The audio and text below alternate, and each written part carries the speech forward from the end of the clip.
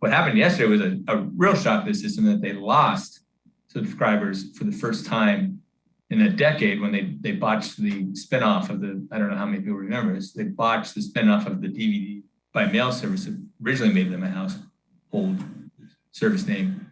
And that caused a backlash. But this is the first time since they've gone global that they actually lost subscribers. Netflix had all this great programming, so people that hadn't already got Netflix were signing up in droves. I mean, in 2020, they added 36 million subscribers, which is like what sometimes that would take them 2 years to do. But as you know, the pandemic eased and people started, there were still restrictions. People were still working from home, but people were getting out more, so their growth kind of tapered off then. What Netflix thought originally was the story they were telling Wall Street when growth started tapering off towards the end of 2020 and continued into 2021. Well, that's their theory was, well, that's just because we had so much growth compressed in that first 6 months of the pandemic, and things will get back to the normal flow. What happened yesterday, they're realizing, no, we're getting mature, we're facing competition.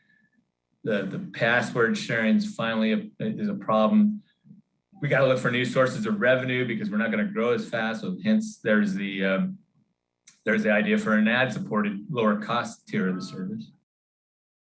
People were expecting, they knew it wasn't going to be a great quarter, but they were expecting a little modest, bump up in subscribers. So you see that number. Part of that, to be fair, they withdrew from the Russia market. That cost them 700,000 subscribers. But then, okay, but you can't just, but when you see a forecast, well, we're going to lose 2 million more, that has nothing to do with Russia in the current quarter here, then investors think, well, we got a problem. The market can be kind of panicky, and so they're thinking worst case scenario.